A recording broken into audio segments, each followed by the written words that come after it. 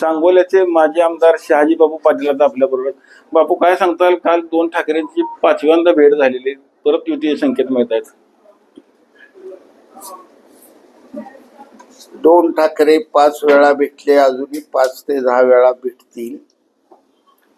त्यांचं भेटणं, एकत्र येणं, या घरातून त्या घराला भेटायला जाणं, त्या घरातल्या माणसाने या घरात भेटायला जाणं, हा त्यांचा कौटुंबिक एक भावनिक विषय आहे.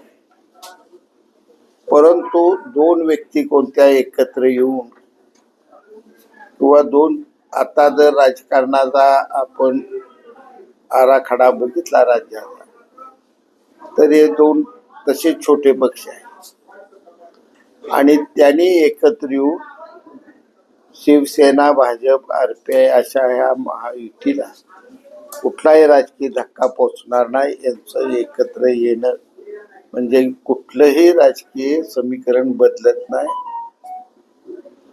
महानगरपालिका, नगरपालिका आणि जिल्हा परिषदा या सर्व निवडणुका महायुती चांगल्या मतानं राज्यात जिंकतील. संजय राऊतांनी दावा केला की मुंबई बरोबर पुणे असेल, औरंगाबाद या सगळ्या महानगरपालिकेला ठाकरे गटाचा महापौर होईल. संजय राऊतांना कालच्या विधानसभेच्या वेळी मुख्यमंत्री उद्धव ठाकरेंचं नाव सुद्धा जाहीर केलेलं होतं. काय घडलं? 15-16 आमदारच्या वर गेली नाही, ते 288 मध्ये. आणि आता संजय राव काय बोलतो, याला रावता बोलण्याला काय अर्थ नाही.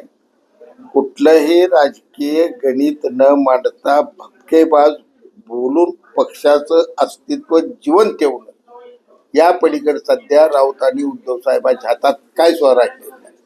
अनेकांनी खरं तर युती होणे म्हणून देव पाण्यात ठेवलेत, मात्र बात बहुत दूर गेली असे देखील त्यांनी एक शेअर मारले.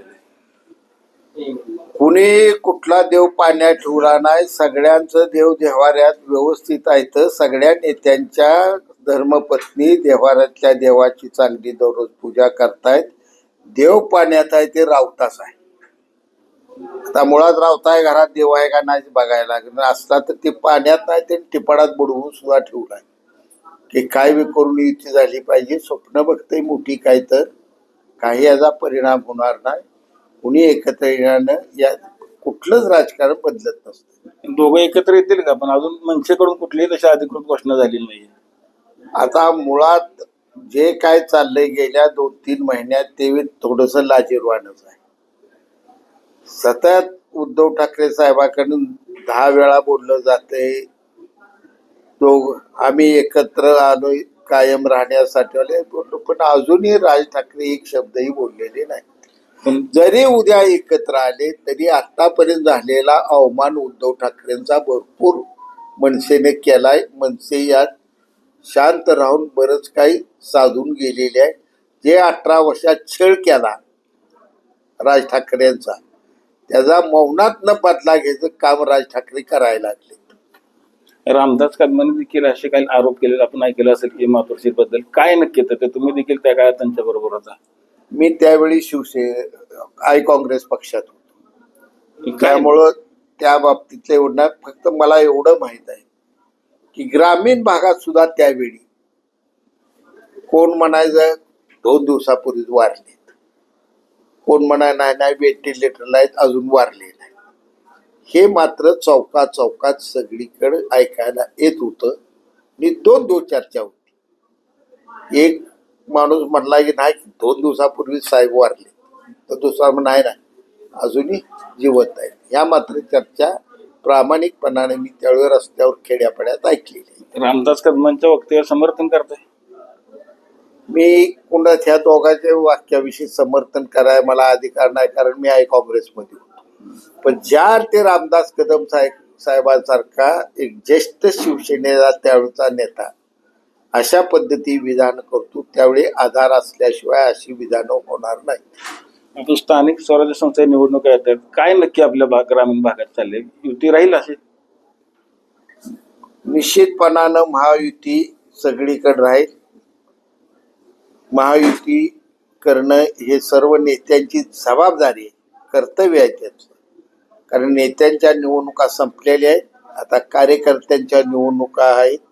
कार्यकर्ते वाऱ्यावर सोडणं कुठल्याच नेत्याचं वागणं बरोबर ठरणार नाही.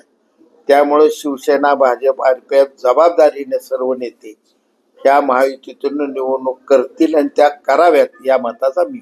आज तुम्ही देखील बैठक घेतली सांगोल्यामध्ये, काय चर्चा झाली नक्की? सांगोल्याची आमची चर्चा सेना, भाजप, आरपीआय ह्या तिन्ही पक्षाच्या महायुतीतून आम्ही ही उद्याची निवडणूक करणार आहे. आतापर्यंत सगळ्या निवडणुका आम्ही अशा पार यशस्वीरित्या पाडल्या. तिन्ही पक्षाचा सन्मान राखून या निवडणुका आतापर्यंत सगळ्या झालेल्या आहेत. उद्याची तशीच होणार नाही आणि मी जबाबदारीनं आज माझ्या जवळ भारतीय जनता पार्टी जिल्हाध्यक्ष बसले. येणाऱ्या निवडणुका आम्ही दोघं आमच्या आरपीआयचे नेते खंडू सातपुते सगळी मिळून एकत्र लढू आणि एकत्र विजय संपादन करू. मुंबईचा महापौर महायुतीचा असेल? मुंबईचा महापौर हा महायुतीचाच असणार आहे. मुंबईच्या महानगरपालिकेवर भगवा झेंडा फडकणार आहे.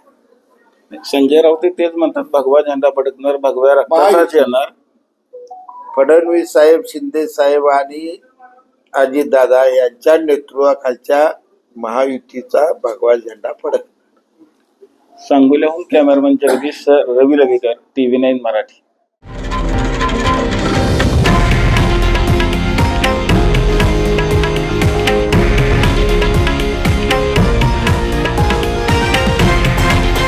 हे आहे देशातील नंबर 1 न्यूज नेटवर्क आणि आपण पाहत आहात TV9 मराठी, एकमेव.